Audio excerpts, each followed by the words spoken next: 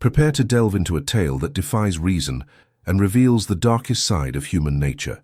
Tell us where you're watching from now, because the story we're about to tell has been stored for decades in the dusty archives of a remote county, waiting to be unearthed.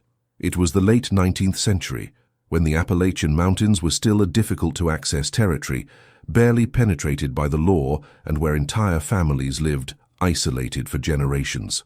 Back then, traveling the winding roads of West Virginia or Kentucky meant risking narrow trails, rickety bridges, and makeshift inns that sprang up in the middle of nowhere.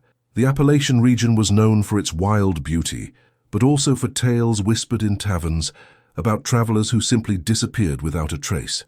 It was a time when men traveled long distances on horseback or in wagons, carrying everything they owned. Traders, prospectors, itinerant preachers, and adventurers crossed those mountains seeking opportunity or escaping their pasts. Many of them were solitary, without close family, which made their disappearances almost imperceptible. Local authorities were scarce, sheriffs covered vast territories, and communication between different counties could take weeks. In this landscape of isolation and silence, secrets could be buried as deep as the roots of the ancient trees that covered those slopes. It was in this context that one of the region's most disturbing stories emerged. In a remote area, where the main road branched off into side trails, there was a property that caught the attention of weary travelers. A dark wooden house, surrounded by dense trees, it offered lodging and meals to anyone passing by. The place was run by women, something unusual for the time, which aroused curiosity. Two sisters, whose names would later appear in fragmentary court documents, lived there with a seemingly simple routine. They welcomed guests, prepared food, and charged modest fees for lodging. The first reports of something strange began discreetly. A merchant passing through the area reported in a neighboring town that he had felt an inexplicable discomfort while staying overnight in that house. He mentioned that the hosts were overly friendly, almost insistent on serving strong drinks after dinner. Another traveler reported waking in the middle of the night with the sensation of someone rummaging through his bags, but when he lit the lamp, he saw no one. These small, isolated incidents did not immediately attract the attention of the authorities. After all, vague complaints from travelers were common, and many attributed any strange experiences to fatigue from the journey or excessive drinking. But then the disappearances began. The first documented case involved a middle-aged man transporting a considerable sum of money from the sale of land in another state. He had mentioned in a tavern days earlier that he would be passing through the mountainous region and heading south. Weeks later, when he didn't arrive at his expected destination, his distant relatives made some inquiries, but without much repercussion. Another case followed a similar pattern. A traveling preacher traveling alone was last seen near that area. His horse turned up days later, loose, grazing on a property miles away, but there was no sign of the man. A pattern was beginning to form, albeit slowly. Lonely men with some financial means, last seen near that road. No one connected the dots because the disappearances occurred months apart, sometimes even a year. And back then, getting lost in the mountains was a common occurrence. Horse accidents, animal attacks, falling into ravines, robberies by highwaymen, all were part of the known risks of traveling through remote regions. But some locals began to whisper about disturbing coincidences, always the same region, always lone men, always without bodies, without clues, without answers. The sisters continued to welcome guests, maintaining a facade of hospitality that warded off suspicion. They knew the language of survival in those mountains well. They knew when to smile, when to offer help, when to demonstrate feminine fragility, to disarm any suspicion. And above all, they knew how to choose their victims with surgical precision. Men without strong ties, without anyone urgently waiting for them, without fixed routes that could be traced. The rugged geography of the Appalachians contributed to the silence. Deep valleys, impenetrable forests, natural caves, rushing rivers. Nature offered 1,000 places where secrets could be hidden forever. As the years passed, the sisters' property remained a well-known landmark on travelers' routes. Some local merchants even recommended the place to anyone needing a place to rest, unaware of what truly transpired within those dark wooden walls. The house was strategically positioned at a bend in the road, where travelers were already weary enough to accept any offer of respite. The sisters had turned geography to their advantage, knowing every alternative trail, every shortcut through the mountains, every stream where objects could disappear without a trace. During this period, life in the Appalachian Mountains followed a slow and isolated pace. Communities were small, scattered across valleys and hillsides, and each family minded its own business. The mentality of the time favored self-sufficiency and non-interference in other people's affairs. Asking too many questions was seen as impolite, and prying into other families' affairs could lead to conflicts that lasted for generations. This silent code of coexistence created the perfect environment for shadowy activities to remain hidden indefinitely. The sisters developed a method that combined calculated charm with operational coolness. When a lone traveler arrived, they quickly assessed their potential. They observed the quality of their clothing, the condition of their horse, the volume of their travel bags. They chatted over dinner, extracting information about their destination, family, and purpose of travel. Those who revealed they were completely alone, with no one waiting for them in a specific place, became prime targets. Those who mentioned close relatives or urgent commitments were treated with basic cordiality and continued on their way without incident. Their approach was refined through practice. They offered strong homemade drinks, prepared with local herbs and alcohol distilled on the property itself. They said it helped fight the mountain cold and soothed muscles aching from horseback riding. Many men, after days of traveling alone, gratefully accepted the female company and warm hospitality. The conversations stretched on, the drinks piled up, and by the time the guest finally retired for the night, they were already in a vulnerable state. What happened in the following hours remained the subject of speculation for decades, but the results were always the same. At dawn, no trace of the traveler, just the empty road, the silence of the mountains, and the sisters resuming their routine as if nothing had happened. The victim's belongings were treated with meticulous care. Clothing could be undone, fabrics reused or burned. Documents were destroyed immediately. Money and valuables were hidden or gradually introduced through discreet transactions in distant towns where no one would make connections. Horses were sold at livestock fairs in other counties with falsified or simply non-existent documentation, something common at the time in rural areas. The logistics of the disappearance were executed with an efficiency that suggested years of practice. But every structure built on secrets eventually finds its cracks. The first sign that something was amiss came when a sheriff in a neighboring county began cataloging reports of disappearances in his jurisdiction. He was a methodical man who kept detailed records even when resources for in-depth investigations were lacking. As he reviewed his 5-year records, he noticed a disturbing geographic pattern. 7 men had disappeared within a relatively small radius, all in the same mountainous region. 7 cases with no bodies, no leads, and no resolution. The sheriff began making discreet inquiries at taverns and rest stops along the main road. He spoke with innkeepers, blacksmiths, and merchants familiar with the travelers' flow. Slowly, a name began to surface in conversation: the sisters' house, that secluded place where men sometimes spent the night. No one had anything concrete to report, only vague impressions, unexplained discomforts, small oddities that individually meant nothing but, taken together, formed a shadow of suspicion. The sheriff decided to visit the property himself, but he did so cautiously.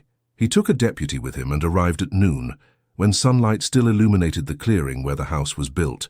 The sisters greeted them with cold politeness, answering questions with short, precise answers. Yes, they occasionally received guests.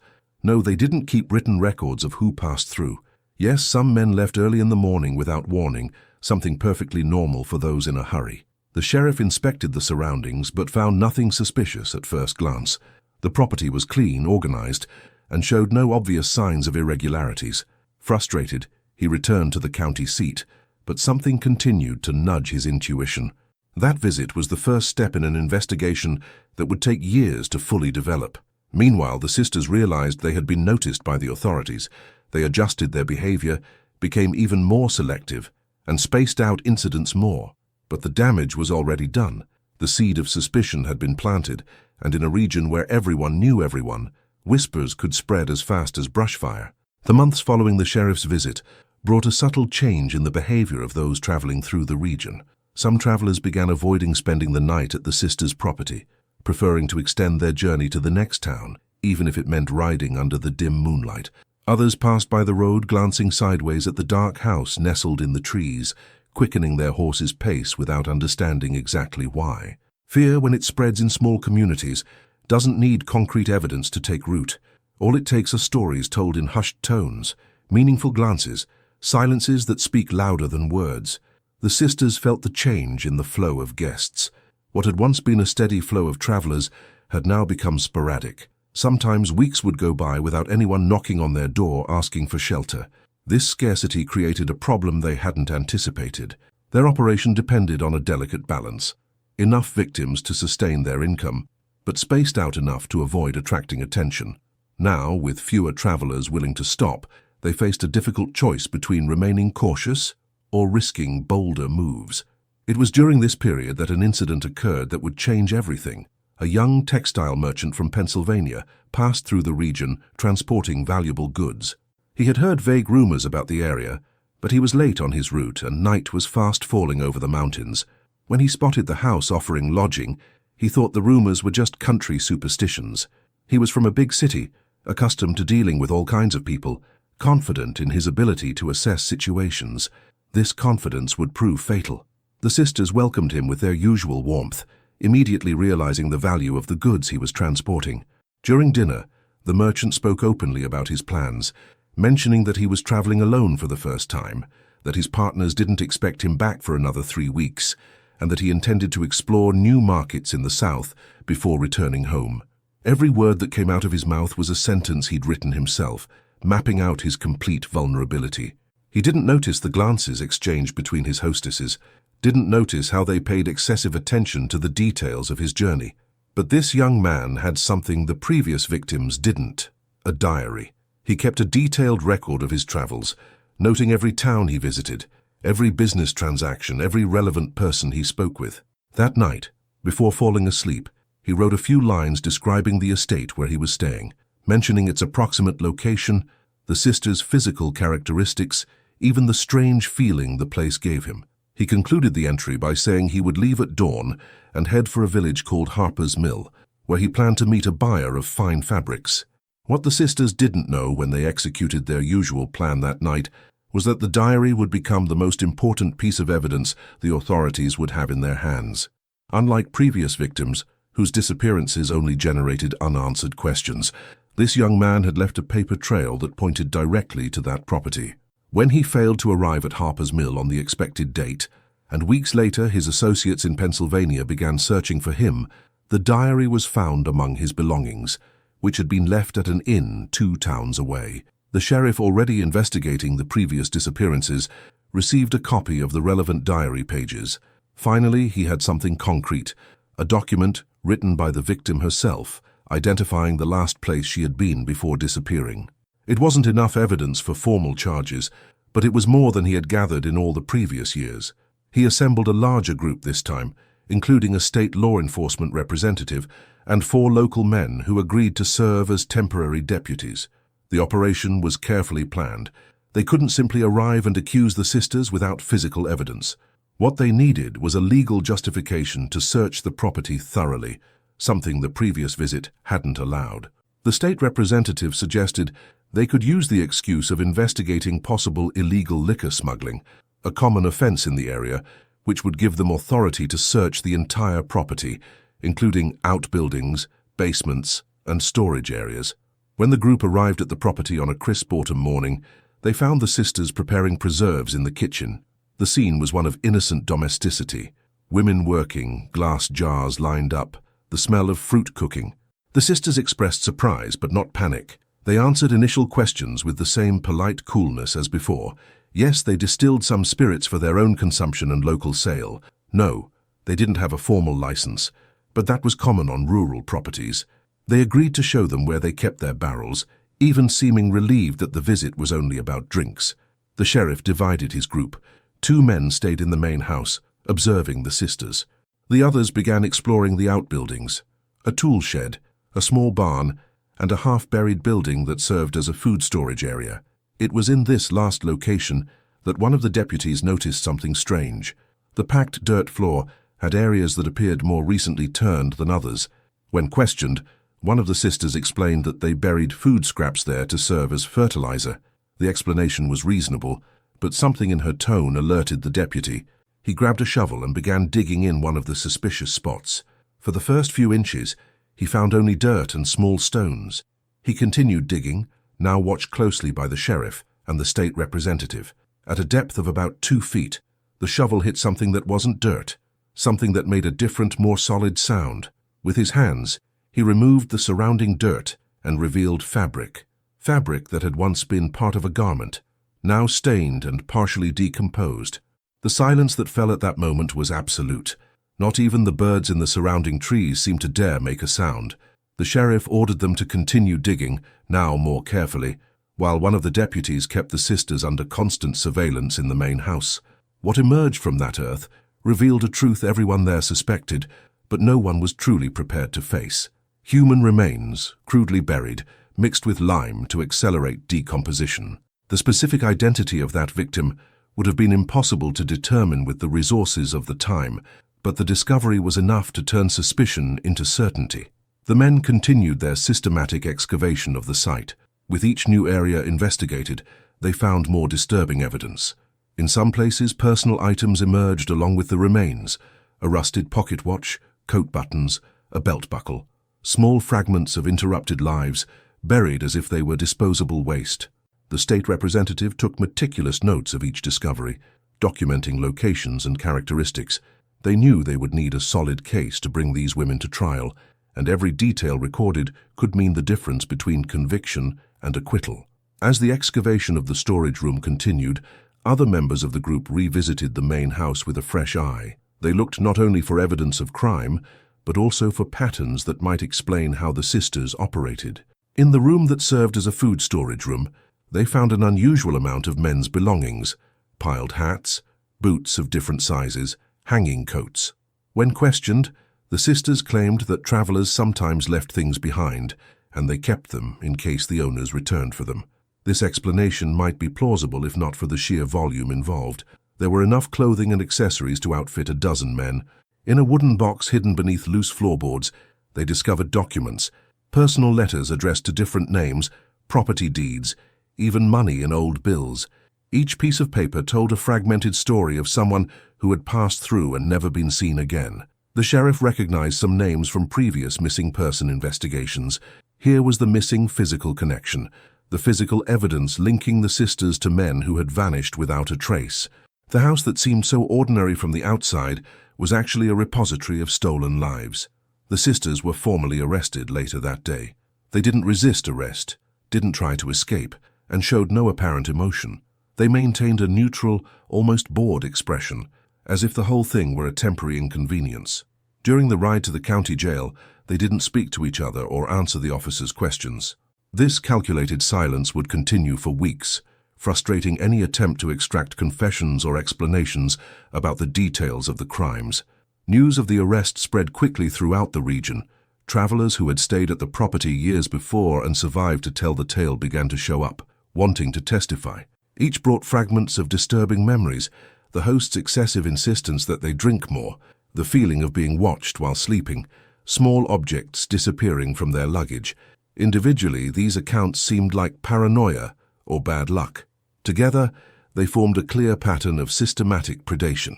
One aspect that intrigued investigators was the question of selectivity. Why were some men attacked and others not?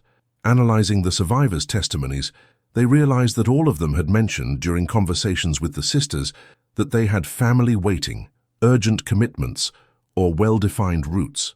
Those who disappeared were invariably solitary, without strong ties, traveling without strict deadlines. The sisters were neither impulsive nor careless. They hunted with the patience of seasoned predators, choosing only targets that could disappear without generating immediate searches. Identifying the victims proved nearly impossible. With the limited forensic resources available at the time, determining how many people had been killed, there was more speculation than exact science. Investigators estimated, based on the number of burial plots and the amount of belongings found, that there could have been between 8 and 15 victims. But this number was only a conservative estimate. The property was quite extensive, with areas of dense forest that had not been fully explored. How many other bodies might be hidden beneath the earth was unknown. Authorities faced another challenge: building formal charges without direct witnesses to the crimes. No one had seen the murders happen. There were no confessions. What they had were bodies with no clear identification, belongings of missing persons, and highly suspicious circumstances. The county prosecutor would need to present a case based on circumstantial evidence, trusting that a jury would be able to connect the dots logically. In an era when legal standards for conviction were different than they are today, this type of case represented uncertain territory.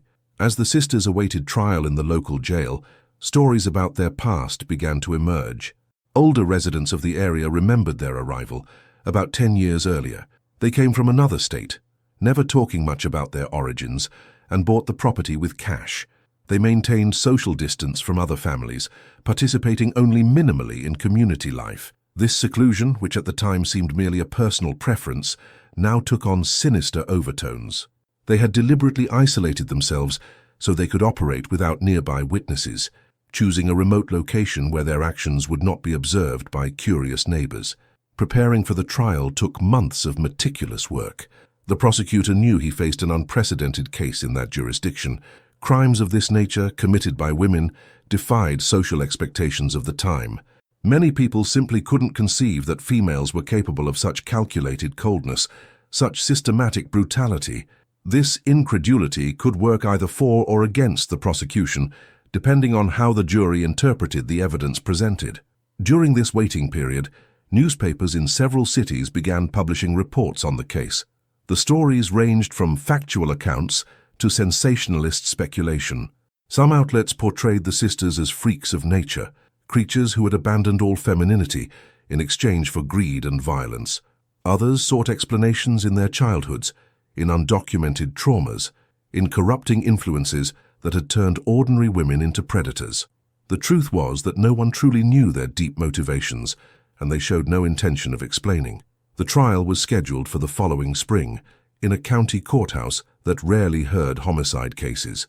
The courtroom wasn't large enough to accommodate all the curious spectators, so authorities established a rotation system, allowing different groups of people to enter each day.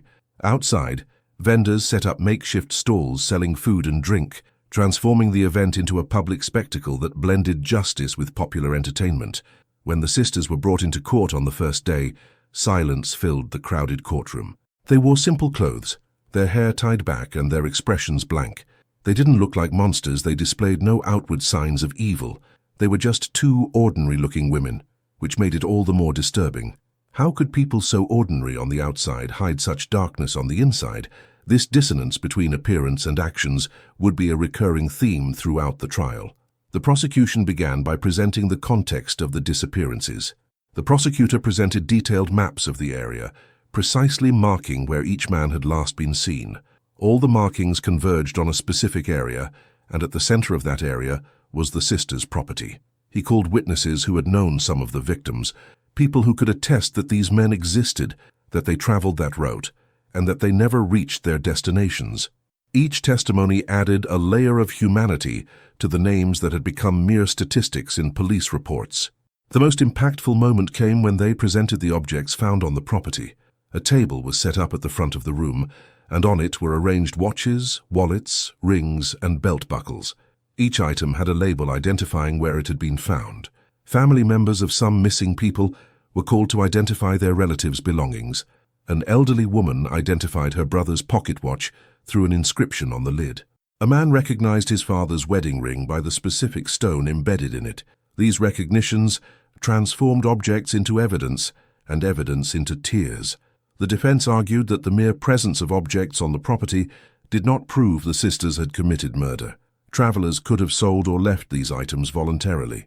The bodies found could have belonged to people who died of other causes and were buried there without the current owner's knowledge. The land had belonged to other owners previously, after all. Perhaps those human remains were already there before the sisters purchased the property. It was a strategy that sought to create reasonable doubt, exploiting the limitations of forensic evidence at the time. But the prosecution had a trump card in store. They called to the witness stand a traveler who had stayed at the property 3 years earlier. He told a story that made the jury lean forward in their seats.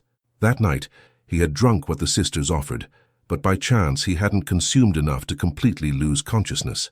He pretended to be asleep when he heard footsteps approaching his room. Through half-closed eyelids, he saw one of the sisters enter silently, carrying a long knife. She approached the bed and examined him for a few seconds, checking his condition. He maintained his controlled breathing, feigning deep sleep. After what seemed like an eternity, she left the room and he heard voices whispering outside. He waited until dawn, feigning discomfort, and left as soon as daylight permitted. This testimony was devastating for the defense. It was direct evidence of criminal intent, even if the act had not been completed. The sister's attorney tried to discredit the witness, suggesting he was drunk, that he imagined things in the dark, that his memory had been tainted by subsequent events. But the man stuck to his guns, describing specific details of the house that only someone who was there would know. Other survivors were called in, each bringing fragments of similar experiences: the sensation of being drugged, the realization that something was wrong, the decision to leave quickly at dawn. A clear pattern emerged from their testimonies. The sisters operated methodically, creating situations where they could act without witnesses, but occasionally miscalculated doses or chose victims with unusual resistance to the substances used. These rare errors had created the survivors who now testified against them. The prosecution also presented evidence about the logistics of the crimes.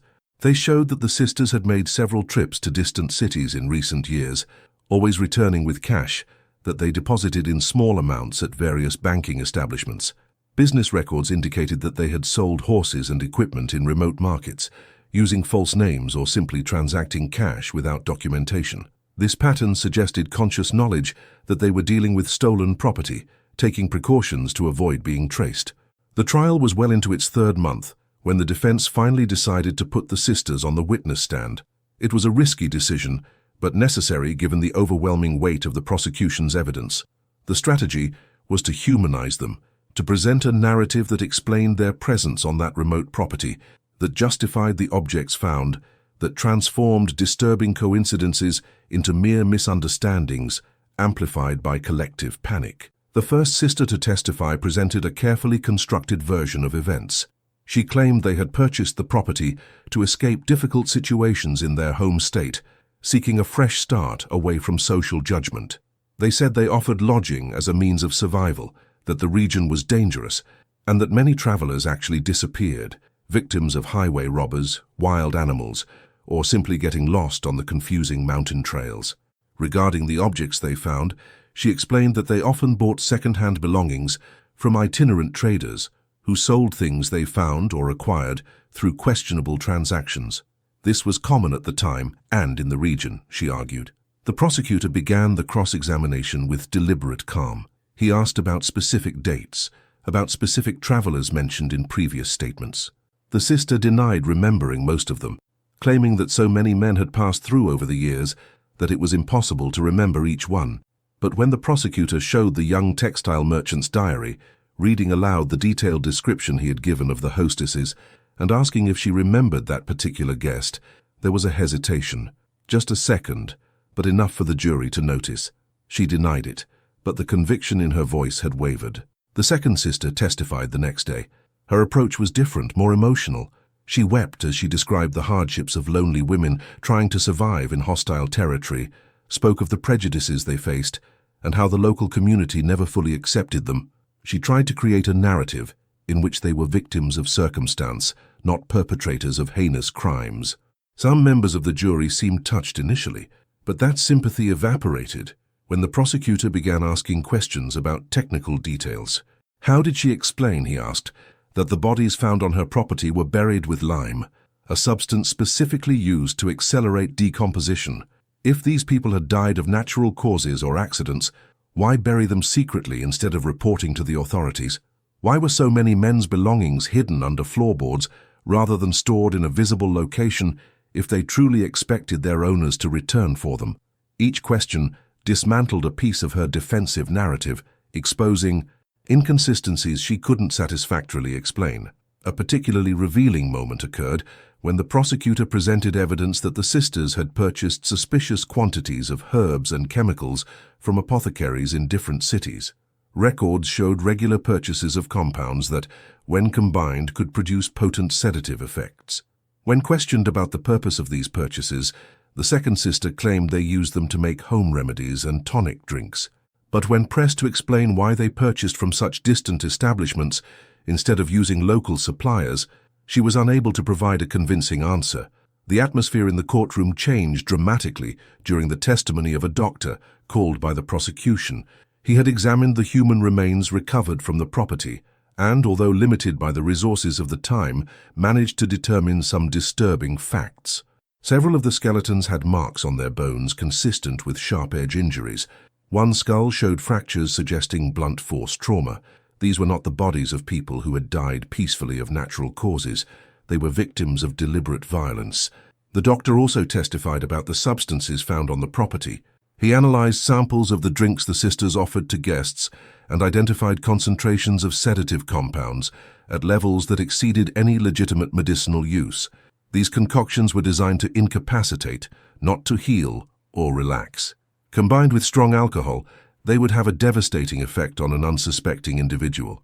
The scientific evidence, though primitive by modern standards, provided technical support for what the testimonies had already suggested. During the final weeks of the trial, the defense tried one last tactic. They brought in character witnesses who had known the sisters in their home state, people who testified that they were hard-working, religious, and harmless. But this attempt to rebuild their reputations was undermined when the prosecution discovered that both had left the state under murky circumstances.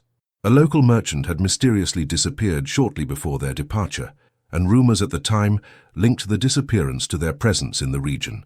Nothing had been proven, and no formal investigation took place. But now, with knowledge of what had occurred in the Appalachian Mountains, those old rumors took on a sinister new meaning. The prosecutor constructed his closing argument with methodical precision. He revisited every piece of evidence, every testimony, every coincidence that in isolation could be explained, but which, taken together, formed an unequivocal picture of guilt. He spoke of the men who never returned home, of families who spent years without knowing the fate of their loved ones, of the betrayal of hospitality turned into a death trap. His voice echoed throughout the room as he described the coldness required to repeat such acts multiple times, the complete lack of remorse demonstrated by the defendants. The defense, in its closing argument, appealed to the question of doubt. It insisted that circumstantial evidence, however numerous, did not amount to definitive proof, that no witness had seen a murder being committed, that the sisters deserved the benefit of the doubt, especially considering they were women in a society that already judged them before even knowing the facts. It was an eloquent effort, but it rang hollow against the mountain of accumulated evidence. The jury received instructions from the judge on the legal standards they should apply. They were told they needed to be convinced beyond a reasonable doubt, that they should consider each charge separately, and that they could not allow emotions to replace rational analysis. Deliberations began on a hot summer afternoon, with the courtroom awaiting in tense silence the verdict that would determine not only the fate of the defendants, but also bring some form of closure to the victims' families. The jury's deliberations stretched for 3 full days, a period that left the small town in anguished suspense. During this time, speculation ran rampant through the streets and taverns. Some believed the delay indicated division among the jurors. Perhaps the reasonable doubt the defense had tried to sow was having an effect. Others interpreted the extended time as a sign of seriousness, conscientious jurors meticulously reviewing every shred of evidence before making such a momentous decision. Inside the deliberation room, the 12 men faced the task of translating months of testimony into a definitive verdict. They needed to decide not only whether they believed the sisters were guilty, but also quantify that guilt in terms of specific charges. The prosecutor had presented multiple homicide counts, each corresponding to a victim identifiable through belongings or testimony. The complexity was that not all cases carried the same weight of evidence. Some were virtually irrefutable, others depended on more tenuous connections. When the jury finally signaled a verdict, the courtroom filled quickly. People who had camped outside for days would finally get the answer they'd been waiting for. The sisters were brought from the cell where they'd been held during deliberations. For the first time since the trial began, something changed in their expressions. It wasn't fear exactly, but a controlled tension that suggested that even they, so cool throughout the proceedings, understood the gravity of the moment they faced. The jury foreman rose at the judge's request. His voice trembled slightly as he read the first verdict. Guilty. The word echoed through the courtroom, followed by absolute silence. He continued reading verdict after verdict. Guilty of premeditated murder, guilty of conspiracy to commit murder, guilty on 5 of the 8 specific murder counts. In 3 cases, the jury had decided that the evidence, while suspect, did not meet the standard necessary for conviction beyond a reasonable doubt. But 5 murder convictions were more than enough to seal their fate. The reaction in the courtroom was immediate and emotional. Family members of the victims wept, some in relief, others in renewed mourning for losses that were now officially confirmed. Some shouted words of rage at the condemned women, while officers struggled to maintain order. The sisters themselves remained impassive, as if the verdict were about other people, not them. This final coldness, this refusal to display any recognizable human emotion, only reinforced to many present that the jury's decision had been correct. The sentence was handed down a week later. The judge, a grey-haired man who had served in that jurisdiction for over 20 years, spoke at length before announcing the punishment. He reflected on the unique nature of those crimes, on how hospitality had been perverted into entrapment, on the calculated coldness demonstrated over the years. He mentioned the victims by name, those identified, honoring their memories before continuing. Then he pronounced the sentence everyone expected, death by hanging for both sisters, to be carried out within 60 days, as stipulated by state law. News of the death sentence spread quickly beyond that isolated Appalachian region. Newspapers in larger cities published detailed articles about the case, and it became a topic of conversation in far-flung places. The aspect that most fascinated the public was precisely what had made the case so shocking locally: the women. Society at the time had difficulty processing the idea of women as systematic predators, as calculating killers operating over years. This challenged deeply ingrained notions about feminine nature, gender roles, and who was capable of what kind of violence. Religious groups debated the moral implications of the case. Some preachers used the sisters as examples of human depravity, of evil's capacity to corrupt any soul that strayed from righteousness. Others questioned whether society bore any responsibility, whether the isolation and hardships faced by lonely women at that time might have contributed to transforming them into monsters. These discussions, while philosophically interesting, did little to console the families who had lost loved ones to the greed and cruelty of those 2 women. In the weeks leading up to the execution, petitions for clemency emerged, not because the petitioners believed in the innocence of the condemned women, but because of objections to the death penalty in general, especially for women. They argued that life imprisonment was sufficient punishment, that the execution of women was barbaric, and a civilized society should overcome. The state governor received dozens of these petitions, but after reviewing the details of the case, he decided not to intervene. The sentence would be carried out as ordered by the court. During this waiting period, the sisters were held in separate cells in the county jail. They received visits from a local pastor who tried unsuccessfully to obtain some form of confession or repentance.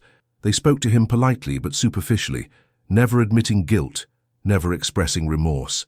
He emerged from these visits disturbed, feeling that there was something fundamentally missing in these women, some essential quality of humanity that should have been present, but simply wasn't. One aspect that intrigued observers was that the sisters, even knowing they would be executed, never revealed full details of their operations. They never said how many victims there actually were, never explained their exact methods, never provided information that could bring closure to families still seeking answers. This final silence was perhaps their last form of control, the only thing they could retain in a situation where everything else had been taken from them. They would take their complete secrets to the grave, leaving questions that would never be fully answered. The property where the crimes occurred became an object of morbid curiosity. People traveled from distant cities just to gaze at the site, to walk the same road where so many men had made their final journey. Some collected stones or pieces of wood as macabre souvenirs. The current legal owner, who had acquired the land at auction after the sisters' arrest, tried to clean up the place's reputation, but it was a futile effort. The land was permanently scarred by its dark history, and no one wanted to live there. No one wanted to cultivate the soil that had served as a secret burial ground. The execution date approached as the small town prepared for an event that would be historic in its own sinister way. Public executions were still accepted practices in that era and region, seen as a demonstration of justice being served and a warning to potential criminals. The local administration built a temporary gallows on the land behind the courthouse, a wooden structure that seemed obscenely ordinary for the purpose it would serve. In the final days, debate raged over whether the executions should be open to the public or restricted to official witnesses. Officials feared that the nature of the case would attract excessively large crowds, turning an act of justice into a morbid circus. They eventually settled on a compromise. Only those with special invitations could be present at the execution, but the general public could gather in an adjacent area where they would hear the events without seeing them directly. On the morning scheduled for the execution, hundreds of people turned up. Some had traveled for days to be there, coming from neighboring states. Street vendors set up stalls selling food and drink, taking advantage of the gathering. The atmosphere was eerie, a mixture of solemnity and festivity that characterized public executions of that era. Some people brought entire families, including young children, seeing it as a moral lesson on the consequences of evil. The sisters were brought from the prison in a separate wagon, escorted by armed officers. They wore simple prison-issued clothing, not the elegant attire some condemned women chose to wear in their final moments. Even then, walking toward the gallows, their expressions remained neutral. They did not cry, did not plead, did not make dramatic statements. They climbed the wooden steps with strange dignity, as if they were fulfilling an ordinary duty rather than marching to their deaths. The sheriff offered each of them the opportunity to make a final statement. Tradition allowed condemned men to use these final moments to confess their sins, ask for forgiveness, leave messages for loved ones, or proclaim their innocence. The first sister simply shook her head, refusing to speak. The second glanced briefly at the distant crowd, and for a moment seemed about to say something, but then she too refused, remaining silent until the end. This final silence frustrated many present who were hoping for some revelation, some glimmer of humanity or repentance. The executioner, an experienced man brought from another county specifically for this task, checked the ropes and mechanics of the trap with indifferent professionalism. He had performed this task dozens of times, developing an efficiency that minimized unnecessary suffering. He placed the hoods over the heads of the condemned women, adjusting the knots in the correct positions. The pastor offered a final prayer, words about divine mercy and final judgment that seemed inadequate for the gravity of the moment.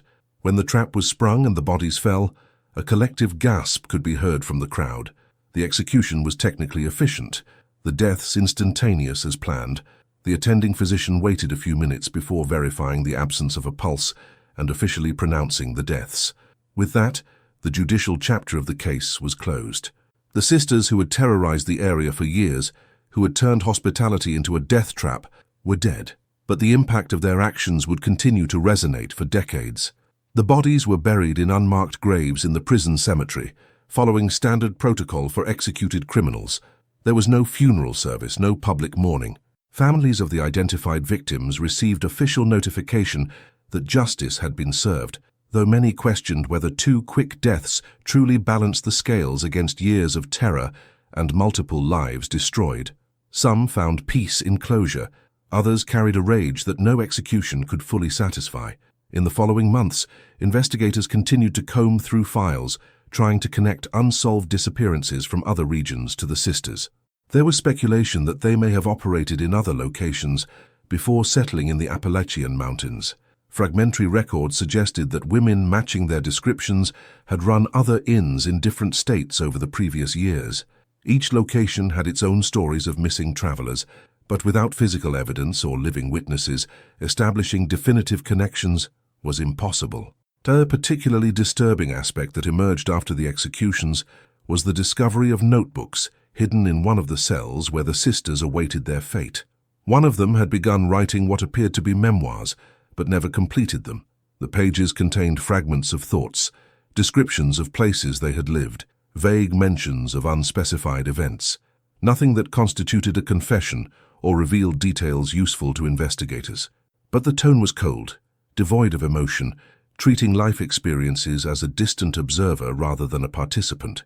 These writings were sealed in court files, deemed too disturbing for public circulation. The property remained abandoned for years. No one wanted to buy it, even at a drastically reduced price.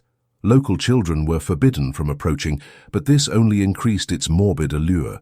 Teenagers challenged their courage, approaching the ruined house at dusk.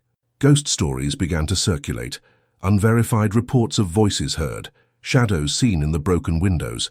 Whether there was some truth to these stories or simply imagination fueled by knowledge of the horrors that had occurred there, no one could say for sure. As the years passed, the sisters' case began its transformation from a recent event into a regional legend. Those who had witnessed the trial or the execution grew older, and their stories were passed down to younger generations with the inevitable additions and distortions that accompany all oral history, factual details mixed with speculation, creating heightened versions that sometimes seemed more fiction than reality. But the core of the story remained consistent. Two women had turned a mountain home into a secret burial ground, preying on lonely men for years before being discovered. Journalists and writers occasionally revisited the case, publishing articles in crime magazines or including chapters in books about famous murder cases in American history. Each new generation discovered the story and was fascinated by the same combination of elements that had shocked their contemporaries: the gender of the perpetrators, the duration of their operations, the unknown number of victims, the geographic isolation that allowed them to remain unpunished for so long. Academics studied the case through different lenses, from criminology to gender studies, each discipline finding aspects relevant to their areas of interest. The Appalachian region where the crimes occurred gradually modernized. Roads were paved, electricity reached remote communities, and automobiles replaced horses and buggies. The geography that had made the area so isolated and dangerous was tamed by technology and infrastructure, but the memory lingered. Locals could still point out the location of the old property, still told stories to curious visitors, and still felt chills when passing that stretch of road, even decades later. Some researchers have attempted to quantify the total number of victims using different methodologies. They analyzed missing persons records from neighboring states during the relevant period, looking for patterns that might indicate a connection to the sisters. They studied trade routes and travel patterns of the time, estimating how many lone men might have passed through the region annually. They examined the sisters' documented financial transactions, trying to calculate how much money they had accumulated and how much that would represent in terms of necessary victims. All of these approaches yielded different estimates, ranging from a dozen to possibly 30 or more victims. The truth would remain forever unknown. A fascinating aspect historians have noted is how the case challenged contemporary cultural narratives about femininity and violence. 19th century society had rigid categories of appropriate behavior for each gender. Women were seen as naturally gentler, more moral, and less capable of extreme violence. When confronted with evidence that contradicted these assumptions, people of the time struggled to process the information. Some resorted to explanations that preserved gender stereotypes, suggesting the sisters must have been influenced by unidentified men, or that they possessed some physical or mental abnormality that made them exceptions to the rule. The simpler, more disturbing reality was that women, like men, were capable of calculated cruelty when motivated by greed and opportunity. Decades after the executions, a team of forensic anthropologists obtained permission to systematically excavate the former property using modern techniques unavailable to the original investigators. They worked methodically for weeks, mapping the terrain with ground-penetrating radar and excavating areas that showed anomalies. They found more human remains in locations not discovered by the original investigation, including densely wooded areas on the property's edge. Each discovery added to the victim count, but also added frustration, as accurate identification was impossible without dental records or DNA techniques that would only exist in the distant future. The house itself had crumbled over time, a victim of decades of neglect and the elements. Only the stone foundation and a few structural posts remained, overgrown with encroaching vegetation. Nature was slowly reclaiming the space, erasing physical evidence of what had occurred there. In a sense, this seemed fitting. The place that had been the scene of so much horror was returning to the earth, its secrets buried not only in the soil, but under layers of time and gradual oblivion. Families of the identified victims have dealt with the legacy of the case in different ways. Some preferred not to talk about their connection to those horrific events, wanting their loved ones to be remembered for their lives, not their tragic deaths. Others became activists for improvements in missing persons investigations, using their painful experiences to push for changes that could protect others. Descendants of these families still occasionally contact historical archives, seeking information about their ancestors who disappeared on that mountain road so many generations ago. The case also influenced popular culture in subtle but persistent ways. Fiction writers used elements of the story as inspiration for novels and short stories, always modifying enough details to avoid accusations of direct exploitation. Folk musicians from the region composed ballads about lost travelers and dangerous women in the mountains, preserving memory through oral musical tradition. These cultural products kept awareness of the case alive, even as specific factual details began to fade into the mists of time. For modern criminologists, the case represents an important example of a rare but real phenomenon: all-female murder teams operating through deception rather than physical force, motivated by material gain rather than psychological compulsions. They study the sisters' methods, their victim selection, and their techniques for avoiding detection, looking for patterns that could help identify similar contemporary crimes. The case demonstrates that human predation takes diverse forms, and that assumptions based on gender or other superficial characteristics can blind investigators to uncomfortable realities. The official case files remain housed in a special section of the county library, protected but accessible to serious researchers with a legitimate interest. The yellowed pages contain handwritten testimonies, maps drawn by investigators, and early photographs of the property taken after the crimes were discovered. Each document is a fragment of a puzzle that will never be fully assembled, because essential pieces were taken by the perpetrators themselves when they refused to confess or fully explain their actions. There is something deeply disturbing about the sisters' coldness until the final moment.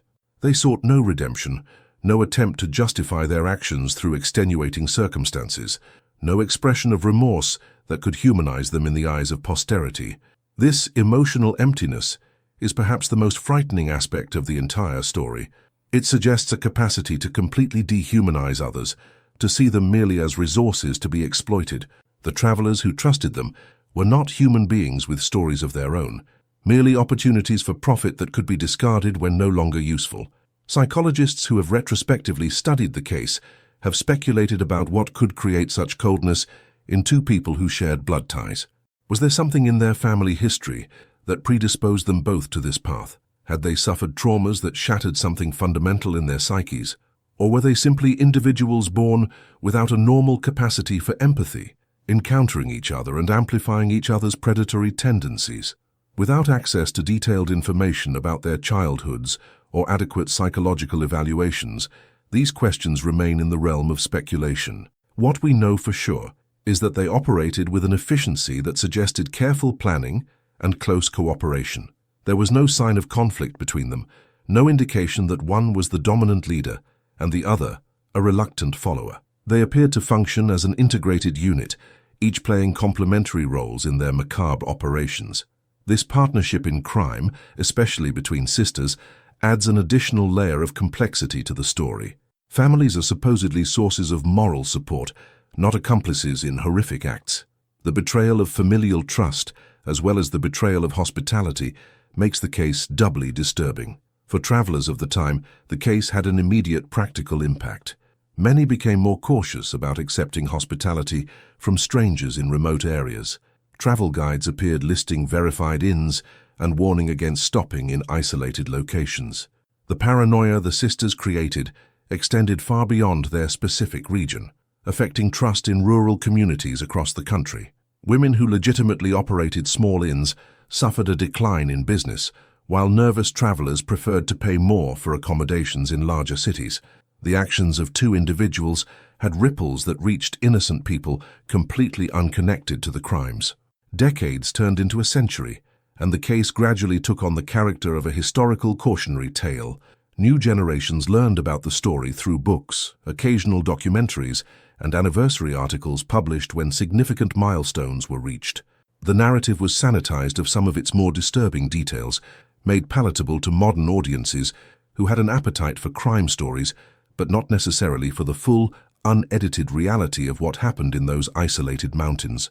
Today, if you drive the modern roads that cut through the Appalachian region where these events occurred, you'll see a transformed landscape.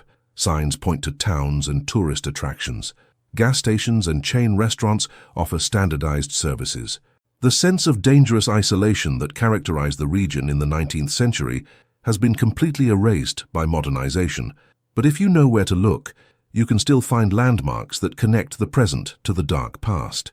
A moss-covered stone foundation in a forgotten clearing, a small cemetery where nameless people are buried, victims whose only identification is their estimated dates of death. A discreet historical plaque mentioning events that occurred here, using careful language that conveys gravity without graphic detail. The sisters' story remains a disturbing reminder of an uncomfortable truth about human nature. Evil does not always present itself in obvious form. It does not wear distinctive clothing or carry visible warning signs. Sometimes it appears as hospitality offered in times of need, as a warm smile of welcome, as a meal shared at a common table. The greatest protection against human predators has always been and remains a healthy skepticism, an alertness to inconsistencies, and a trust in instincts that alert us when something is not right. The men who disappeared on that road so many years ago did not have the advantage of this knowledge. Their tragedy serves as a costly lesson for us all. The sisters' complete secrets went into unmarked graves where their bodies eventually became dust indistinguishable from the surrounding earth. How many men actually died? When did their career of violence begin? Were there other properties in other states where they committed similar crimes before arriving in Appalachia? Did they feel remorse in private moments, or were they truly devoid of conscience? These questions will never be answered. The silence they maintained until the end was the ultimate cruelty they inflicted, denying complete closure to families, to investigators, to history. And so history remains, preserved in yellowed archives, in memories passed down through generations, in stone foundations overgrown by time and vegetation, a reminder of a time when travel was risky, when justice was slow but eventually caught up with the guilty, when two women turned hospitality into horror. If you're watching from somewhere in the mountains today, look around and imagine how different it was over a century ago. Empty roads, slow communication, vulnerable lone travelers. And then silently give thanks that those days are behind us, even as you acknowledge that the shadows they cast still touch us today. The legacy of those sisters in the Appalachian Mountains transcended their own existence, transforming into something greater than the raw facts of the case. It became a symbol of how civilization, even in its most orderly moments, always maintains edges where order breaks down and where predators can operate in the shadows. The isolated geography that facilitated their crimes no longer exists in the same form, but the lesson remains relevant. Trust is necessary for society to function, but blind trust can be fatal. For scholars of historical crimes, this case offers a fascinating window into investigative methods from another era. The investigators worked without fingerprints, DNA analysis, or the computerized databases that make victim identification relatively simple today. They relied on fragmented testimonies, circumstantial evidence, and intuition developed through experience. That they managed to build a case strong enough for conviction demonstrates remarkable dedication and intelligence, working within limitations that would seem impossible to modern investigators. The property where it all happened has finally disappeared completely. The last remaining structure collapsed during a severe storm a few years ago, and the area was eventually incorporated into a state park. Hikers pass by, unaware that they are walking on ground that holds terrible secrets. There are no signs identifying the specific location, a deliberate decision by authorities who preferred to let that particular story fade away rather than turn it into a morbid attraction. Only researchers consulting old maps can pinpoint the exact location of the house that served as the setting for so much suffering. The families of the identified victims eventually found peace, though that word may be too generous. Some erected small memorials in local cemeteries, symbolic markers since the actual bodies were never recovered in a manner that would allow for proper burial. These stones bear names, approximate dates, and simple phrases about lives cut short prematurely. Descendants still visit occasionally, maintaining connection with ancestors they never knew, but whose tragic deaths left permanent marks on family histories. There have been attempts over the years to romanticize or soften the story, to transform it into something more palatable or even admirable in a distorted way. Some retellings have attempted to present the sisters as victims of circumstance, women pushed into crime by a society that denied them legitimate opportunities. But this interpretation doesn't stand up to honest scrutiny of the facts. They had choices, and they repeatedly chose violence and deceit. They had multiple opportunities to stop, to change their path, but they continued until forced to stop by authorities. Any attempt to transform them into anti-establishment heroines does a disservice to the real victims whose lives were stolen. What remains most disturbing, even after so much time, is their superficial normality. They weren't obviously threatening figures. They spoke politely, kept their homes clean, and presented themselves in a way that inspired trust. This discrepancy between appearance and reality is perhaps the most valuable lesson the case offers. The most effective danger rarely announces its presence. Successful predators are those who manage to appear confident, who exploit social instincts that tell us to trust certain people or situations. Developing the ability to question these automatic assumptions, to listen to that small voice that sometimes whispers warnings, can mean the difference between safety and tragedy. The complete court records of the case were recently digitized as part of a larger historical preservation project. Anyone can now access original testimonies, examine documented evidence, and read verdicts in contemporary handwriting. This accessibility ensures that history will not be lost, that future generations will be able to study not only the events, but also how justice operated in that historical period. It is a valuable archive for multiple disciplines, from criminology to social history, from legal studies to cultural anthropology. And so we come to the end of this journey through one of the darkest chapters in Appalachian history. A story that began with lone travelers on remote roads and ended with executions that closed a chapter but didn't answer all the questions.